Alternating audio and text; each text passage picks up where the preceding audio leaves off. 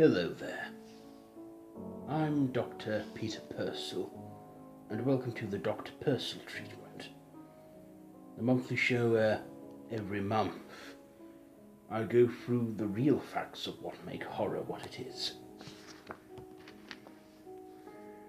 This month I'm looking at the crimes of John Wayne Gacy, convicted serial killer and predator. Born John Wayne Gacy Jr. on March 17, 1942 in Chicago, Illinois, and died May 10, 1994 in Cress Hill, Illinois, by lethal injection. So, John Wayne Gacy. He had many sisters before. When his father, John Wayne Gacy Sr., saw that he had a son, he was delighted by that. Even named him after his very self. Over the years, John Wayne Gacy didn't feel right. He was married to a woman named Marilyn Myers and had 2 children, but secretly performed acts of homosexual acts on other men, which at the time was frowned upon. Even when his son was being born, he was performing oral sex with a man, according to what he said. It wasn't until 1969 when his inner evil started to show. Charged with 1 count of sodomy on a young intern. Him and his wife divorced in 1969, which meant he had a spare room and he needed a lodger. He also had an intern at his shoe store, as he was a businessman. His intern jumped at the chance and, well, he was young, under the age of consent, and managed to escape, but also came across one of his alter egos which would be known throughout history. Charged with that count of sodomy and sexual assault, he was sentenced to 18 months in prison. Or was he served? He was served time in prison, but was let out early due to good behavior. In prison, he was said to have mingled with guards, spoken with other inmates, even got kitchen time. In fact, there's some rare footage of him preparing Christmas dinner in his prison in 1969. After being released, he was given another chance. But of course, that was only the start of his evil ways. During his free time, he would do volunteer work at the children's hospital. He would entertain them as a clown. This clown was a persona he called Pogo The Clown. Of course, John Wayne Gacy's other names were Pogo the Clown, Pogo the Killer Clown, or simply the Killer Clown. He would perform these acts, and also very dark things grew within him. On the 3rd of January 1972, he made his first kill, and his killing spanned from January 3rd, 1972 to December 11th, 1978, when he was convicted of 1 count of sodomy, as I've said already, 33 counts of murder, 1 count of sexual assault and 1 count of indecency with children. He was sentenced to life and served his years in prison. He was given the death penalty in 1994.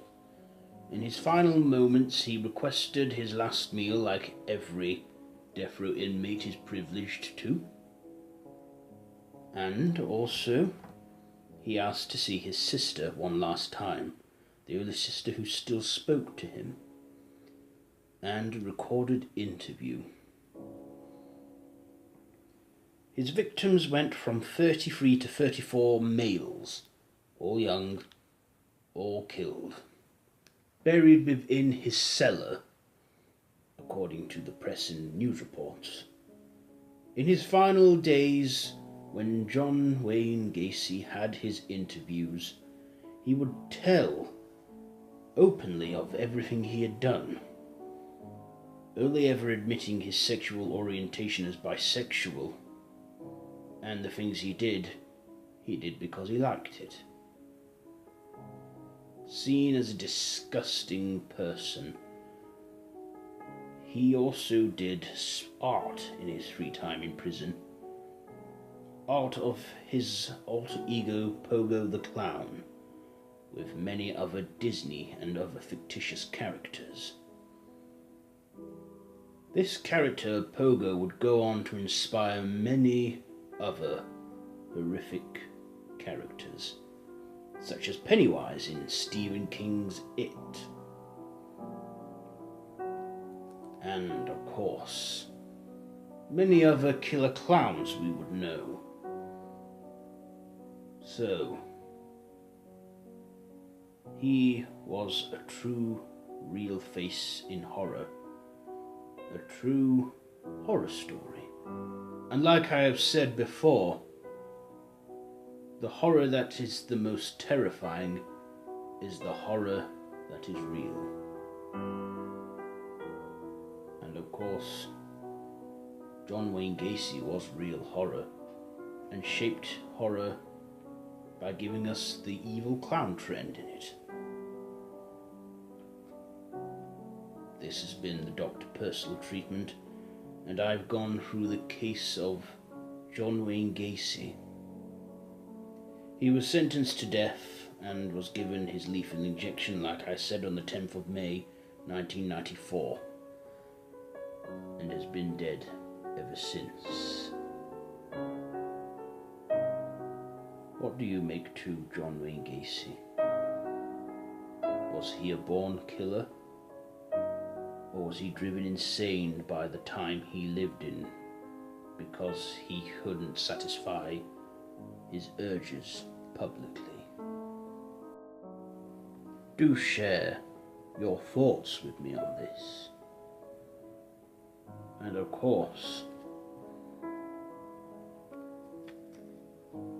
the real monsters are those that have made horror what it is.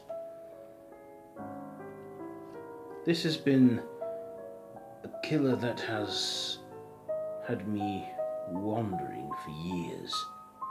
Is there a cure for psychosis? Or is there not? And also, is there any other real life killers or notorious people in horror that you think deserve to be a bit more known?